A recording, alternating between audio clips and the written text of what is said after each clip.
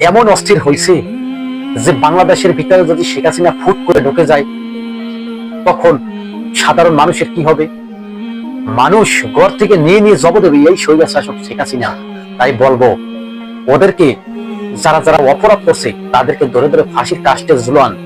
না হয় যদি এই স্বৈরাচার শাসক যদি স্বপ্নের ঘরেও যদি ক্ষমতায় আসতে পারে, রে ভাই, ডক্টর ইউনূস স্যার আপনাকে কিন্তু সর্বপ্রথম কিন্তু ফাঁসি দেবে এই শেখ হাসিনা। তবে খেয়াল রাখেন, যাতে স্বৈরাচার শাসক শেখ হাসিনা যেন গদিতে বসতে না পারে। এগুলো তাদের কথা, আমাদের কোনো কথা না, সাধারণ মানুষের কথা। সাধারণ মানুষ 15টা বছর পৃথিবীতে হয়ে গেছে। সাধারণ মানুষ বলছে কি, মার্কাটা কি দাড়ি পাল্লা, মার্কাটা কি দাড়ি পাল্লা। সাধারণ মানুষ কিন্তু দাড়ি পাল্লার জন্য ভোট দেওয়ার জন্য প্রস্তুত হয়ে গেছে। আপনি জানেন এই দাড়ি পাল্লা কি?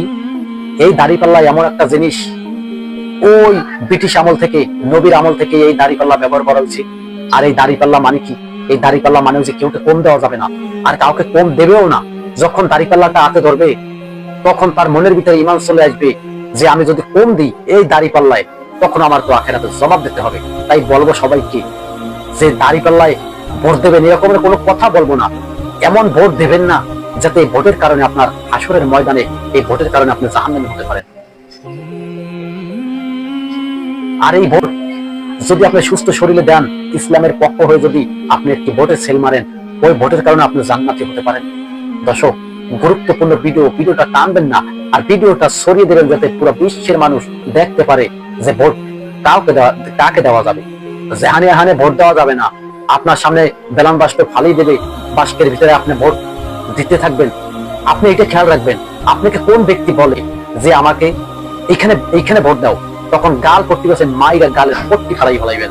ভোট দেওয়ার অধিকার জনগণের, সে নিজেই সিদ্ধান্ত নেবে কোথায় ভোট দেবে। কিন্তু আমিও ভোট দিতে যাবো। যদি আমাকে যদি কেউ বলে যে ভাই এইখানে ভোট দেন, তাকে আমি ভোট কেন্দ্রে পিটাবো। আল্লাহ যদি আমাকে বাঁচাই রাখে, আমি ভোট দিতে যাবো। আর যদি আমাকে কোনো ব্যক্তি বলে যে ভাই ভোটটা এইখানে দেন, তাকে আমি এমন পিটাবো, পিটে তার ভোট কেন্দ্র থেকে বাইর করবো, যদি আমাকে আল্লাহ বাঁচাই রাখে। কিন্তু আমি জাল ভোট দেবো না কোনোদিনও। ভোট একটা পাবে, একটাই দেবো। আজকে দেখুন, মার্কাটা কি দাড়ি পাল্লা, জোরে বলো দাড়ি পাল্লা, এটি কিন্তু সুন্নতি একটা কাজ। আপনার ভিডিওর ভিতরে বুঝে ফেলছেন যে ভোট কাকে দেওয়া যাবে, দাড়ি পাল্লা না ধানের শীষ।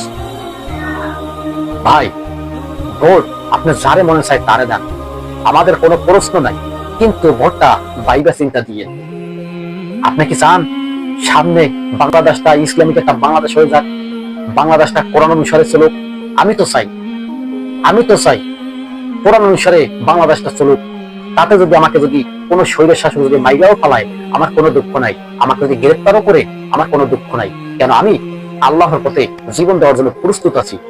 তোমরা কি বাহিনীরা মনে করছো যে বাংলাদেশটাকে অস্থির করে তুলবা? কোনোদিনও পারবা না। আল্লাহ তাআলা রব্বুল আলামিন এত বড় একটা স্বৈর শাসককে দাবিয়ে দেশ ছেড়ে চলে যাইতে হয়েছে।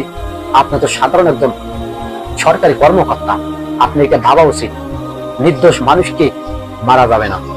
আজকে এই বাংলাদেশের জমিনের ভিতরে হাজার হাজার লক্ষ লক্ষ মানুষের রক্তের বিনিময়ে বাংলাদেশ পাইছে, আর কোন স্বৈর শাসক বসানোর জন্য না। আমরা কোন স্বৈর শাসক আর এই জমিনে দেখতে চাই না। তবেই কিন্তু হয়ে যাবে কিন্তু গাজোহাতের যুদ্ধ শুরু। কোন স্বৈর শাসক যদি এই গদিতে বসে, আবার গাজোহাতের যুদ্ধ কিন্তু শুরু হয়ে যাবে।